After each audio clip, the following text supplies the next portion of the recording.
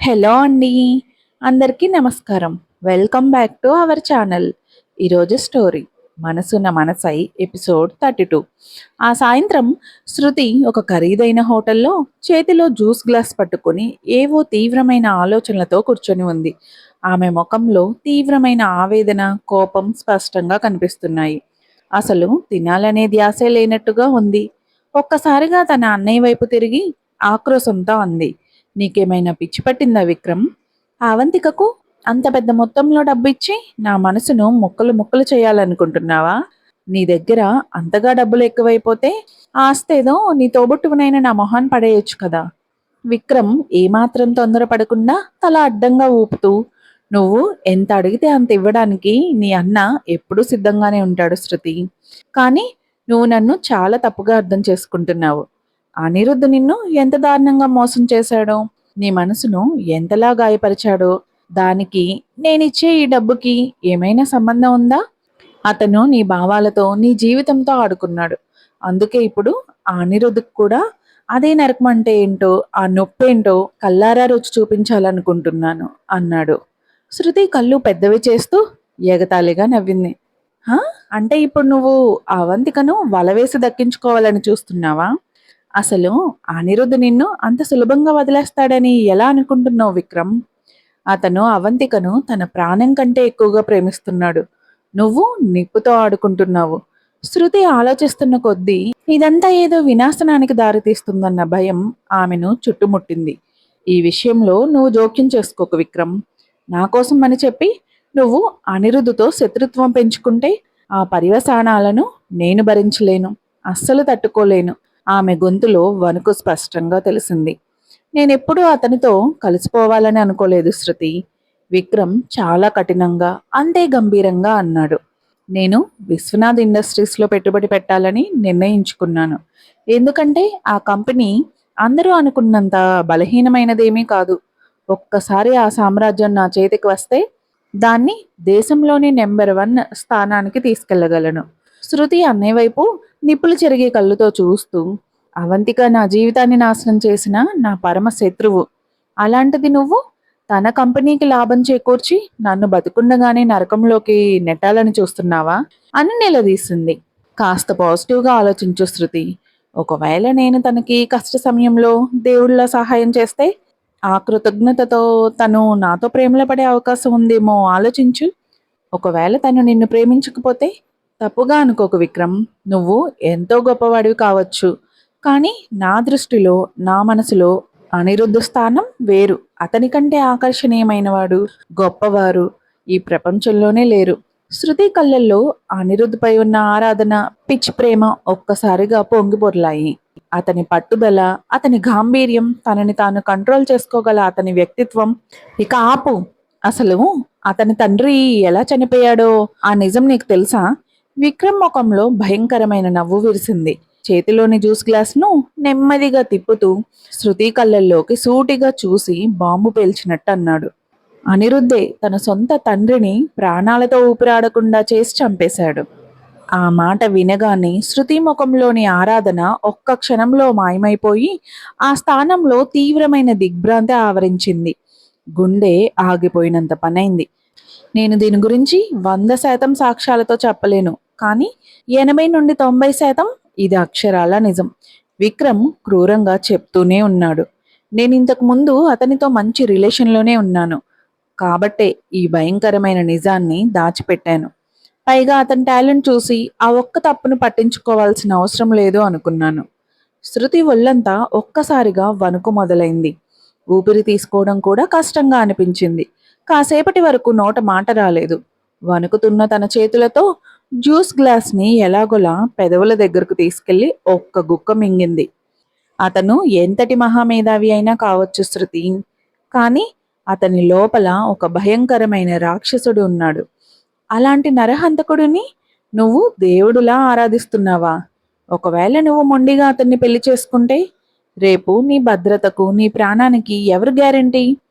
నీ అన్నగా నేను నిన్ను ఆ శ్మశానంలోకి నెట్టలేను. విక్రమ్ ఏమాత్రం చలించకుండా తన ప్లేట్లోని భోజనాన్ని తింటూ అన్నాడు.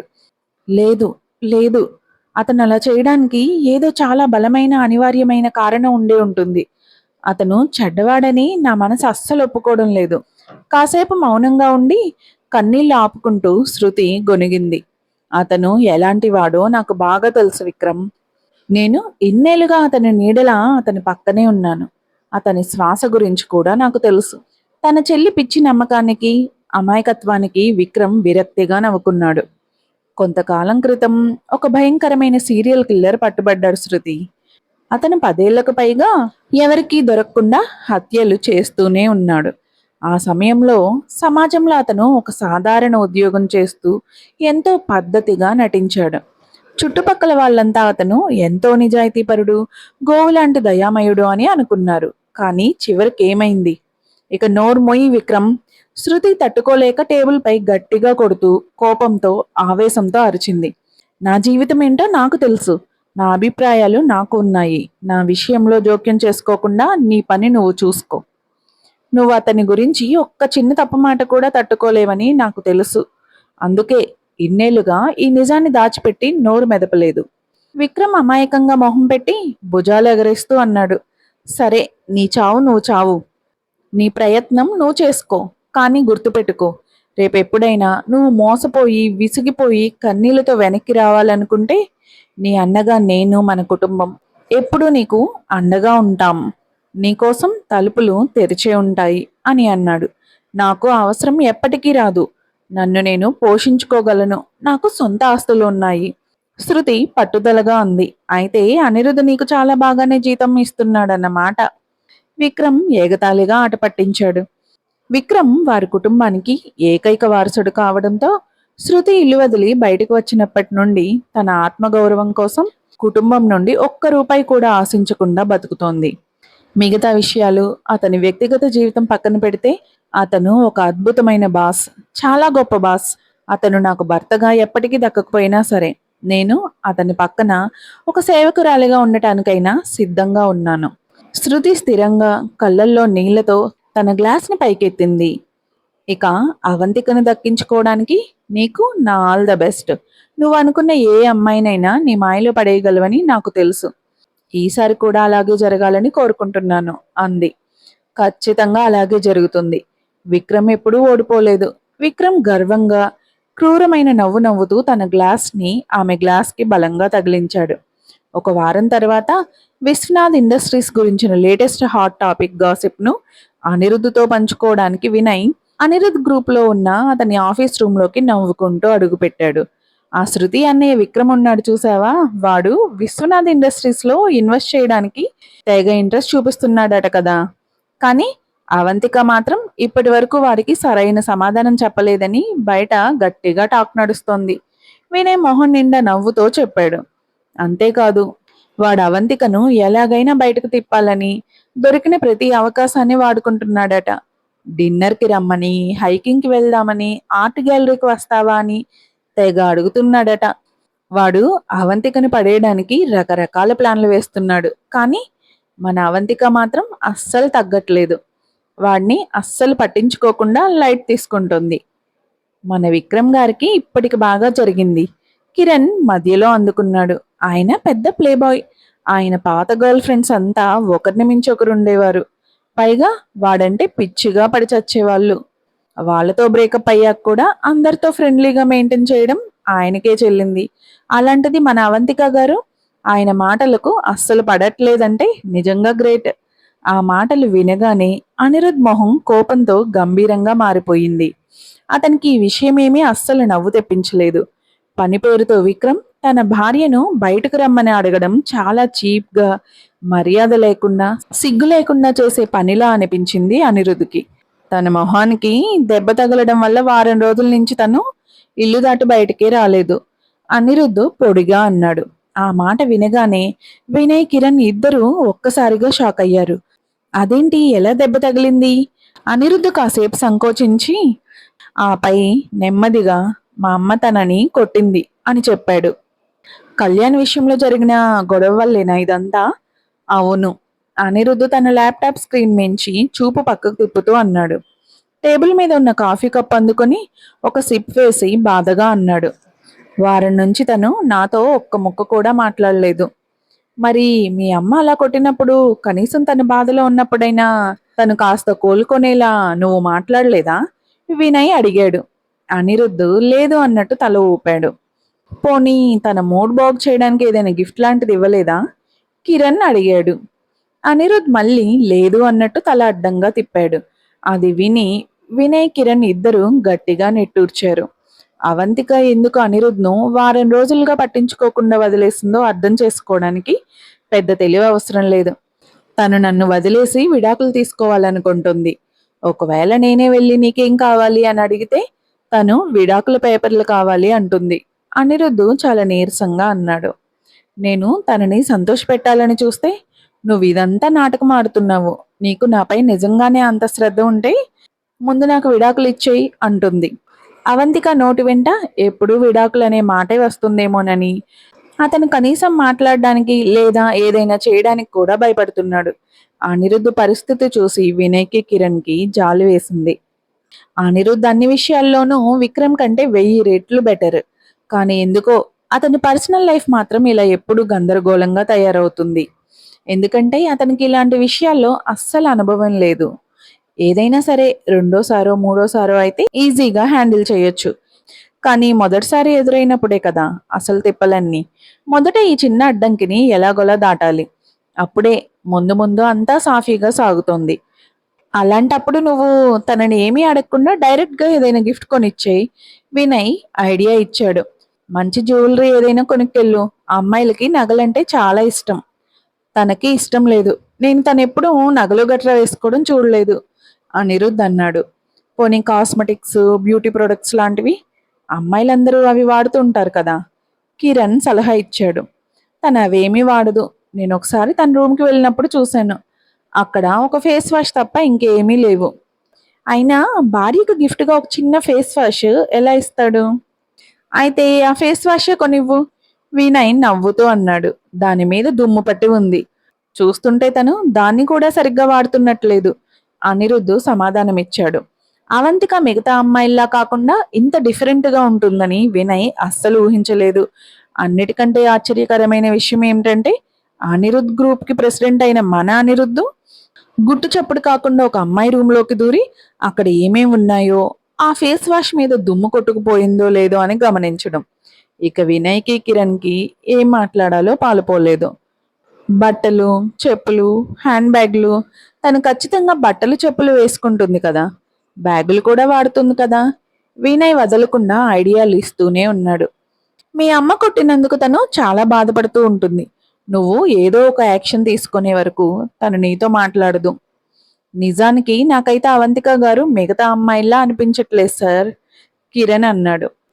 తను ఇంకా కాలేజీలోనే చదువుకుంటుంది కాబట్టి తనకు అంతగా డబ్బు వస్తువుల మీద మోజు ఉండకపోవచ్చు. ఇలాంటి గిఫ్ట్లు ఇస్తే తను పెద్దగా ఇంప్రెస్ అవ్వకపోవచ్చు. నువ్వు చెప్పింది కూడా పాయింటే.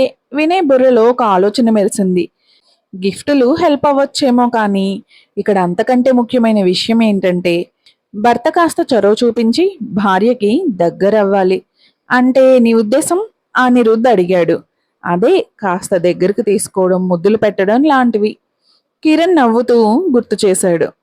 ఖచ్చితంగా అదే, వినయ్ గట్టిగా అన్నాడు. అనిరుద్ధ్ మొహం ఒక్కసారిగా మాడిపోయింది. అతని మొహం మారడం చూసి వినయ్ సర్ది చెప్తూ, ఒకవేళ నీకు అవన్నీ చేయడం చేత కాకపోతే మేం హెల్ప్ చేస్తాం కావాలంటే అన్నాడు. నువ్వు నా భార్యని దగ్గరకు తీసుకుని ముద్దులు పెడతావా ఏంటి? అనిరుద్ధు గట్టిగా అరిచాడు. వినయ్కి ఒక్కసారిగా గొంతులో వెలక్కాయ పడినట్లయింది. కంగారుగా సర్దుకుంటూ, అయ్యో నా ఉద్దేశం అది కాదు, నీకు బదులుగా గిఫ్ట్లు మేమే సెలెక్ట్ చేసుకొని ఇస్తామని. మిగతాదంతా నీ ఇష్టం అన్నాడు. అవసరం లేదు, వదిలేయండి, అనిరుద్ధు కోపంగా అన్నాడు. తన పర్సనల్ లైఫ్లో ఇతరుల సహాయం తీసుకోవడం అతనికి అస్సలు నచ్చలేదు. అయినా తనేమీ నా జీవితంలో ఏకైక అమ్మాయి కాదు కదా అని కవర్ చేసుకున్నాడు. మరి ఇంకెందుకు, తను వాడే ఫేస్ వాష్ మీద దుమ్ము పట్టిందో లేదో అని తన రూమ్లోకి వెళ్ళి మరీ దొంగచాటుగా చూశావు. వినయ్ ఆట పట్టించాడు. చాలే వినయ్, బాస్కి కాస్త రెస్పెక్ట్ ఇవ్వు, కిరణ్ నవ్వుతూ అన్నాడు. ఇద్దరు బయటకు వెళ్ళండి ముందు, అనిరుద్ధు గట్టిగా అరిచాడు. కిరణ్ వెంటనే వినయ్ చేతిని పట్టుకొని డోర్ వైపు లాక్కెళ్ళాడు. వాళ్ళు బయటికి వెళ్తుండగా అనిరుద్ధ్ పిలిచి, కిరణ్, నాకు ఈరోజే విక్రమ్తో ఒక మీటింగ్ అరేంజ్ చేయి అన్నాడు. సరే సార్, ఎప్పుడు మీట్ అవుతారు? ఈ రాత్రికే. Okay sir. ఆ రోజు సాయంత్రం అవంతిక డిన్నర్ పూర్తి చేసిన తర్వాత కాసేపు బయట వాకింగ్కి వెళ్ళాలని అనుకుంది. వారం రోజులుగా ఇంట్లోనే బందీగా ఉండిపోవడం వల్ల ఆమెకు చాలా ఉక్కిరిబిక్కిరిగా, విసుగ్గా అనిపించింది. హాస్పిటల్కి చెకప్ కోసం వెళ్ళినప్పుడు ఆ దెబ్బను కవర్ చేయడానికి మేకప్ వేసుకోవడం వల్ల ఆ తర్వాత బొగ్గ మీద ఉన్న వాత కాస్త ఎక్కువయ్యింది. పైగా ఆమె దానికి ఎలాంటి మందులు కూడా వాడకపోవడంతో ఆ దెబ్బ తగ్గడానికి చాలా టైం పడుతోంది. ఇప్పటికీ మునుపటి కంటే కాస్త తగ్గినట్లు అనిపించినా దగ్గరగా చూస్తే ఆ నీలం నలుపు రంగు దెబ్బ ఇంకా స్పష్టంగానే కనిపిస్తోంది. అవంతిక మొహానికి మాస్క్ వేసుకొని కాలనీ రోడ్డు మీదకి నడుచుకుంటూ వచ్చింది. ఆమె అలా బయటకు వచ్చి కొన్ని అడుగులు వేసిందో లేదో ఒక బైక్ ఆమె పక్క నుంచి వేగంగా దూసుకుపోయింది. ఆమెకు అసలు ఏం జరిగిందో అర్థమయ్యేలోపే చేతిలో ఉన్న ఫోన్ మాయమైపోయింది. అవంతిక ఒక్కసారిగా షాక్తో అక్కడే నిలబడిపోయింది. తన చేతిలో ఉన్న ఫోన్ను ఎవడో దొంగ ఎత్తుకెళ్లాడని అర్థం కాగానే ఆమె ఆ బైక్ వెళ్లిన వైపు గట్టిగా పరిగెత్తడం స్టార్ట్ చేసింది. కానీ తనిప్పుడు గర్భవతి అనే విషయం గుర్తుకు రాగానే టక్కున ఆగిపోయి భారమైన అడుగులతో వెనక్కి తిరిగి ఇంటికి వచ్చేసింది. సుమారు 1 గంట తర్వాత సుమతి అనిరుద్కి ఫోన్ చేసింది. అనిరుద్ బాబు, ఇందాక అవంతికమ్మ బయట వాకింగ్కి వెళ్ళినప్పుడు ఎవరు బైక్ మీద వచ్చి ఫోన్ లాక్కెళ్లారట బాబు. నేను అమ్మగారిని తీసుకొని పోలీస్ స్టేషన్కి వెళ్ళి కంప్లైంట్ ఇచ్చాను. కానీ వాళ్ళేమో ఈ రోజుల్లో దొంగిలించబడిన ఫోను మళ్ళీ దొరకడం చాలా కష్టం అని చెప్తున్నారు. ఇంటికి వచ్చాక అవంతికమ్మ కళ్ళు బాగా ఎర్రబడిపోయాయి. ఆ ఫోన్లో చాలా ముఖ్యమైన విషయాలు, నెంబర్లు ఉన్నాయట. ఇప్పుడు రూమ్లో కూర్చొని ఒంటరిగా ఏడుస్తున్నారు బాబు. పరిస్థితి ఇలాగే ఉంటే బాగుండదని సుమతి అనుకుంది. ఒకవేళ అనిరుద్ధ్కి ఈ విషయం తెలిస్తే అతను తనకున్న ఇన్ఫ్లుయెన్స్ వాడి ఎలాగైనా ఫోన్ వెనక్కి తెప్పించగలడని ఆమె నమ్మకం. నిజానికి అవంతిక లోపల కూర్చొని ఏడుస్తుందో లేదో సుమతి చూడలేదు. కానీ అనిరుద్ధ్కి కాస్త బాధ కలిగి ఎలాగైనా సహాయం చేస్తాడనే ఉద్దేశంతో అలా అబద్ధం చెప్పింది. ఆ రాత్రి అనిరుద్ధ్ విక్రమ్ను కలవడానికి అపాయింట్మెంట్ ఫిక్స్ చేసుకున్నాడు. అతను అప్పటికీ వాళ్ళు కలవాల్సిన హోటల్కి చేరుకున్నాడు. విక్రమ్ కూడా ఏ క్షణంలోనైనా అక్కడికి వచ్చేలా ఉన్నాడు.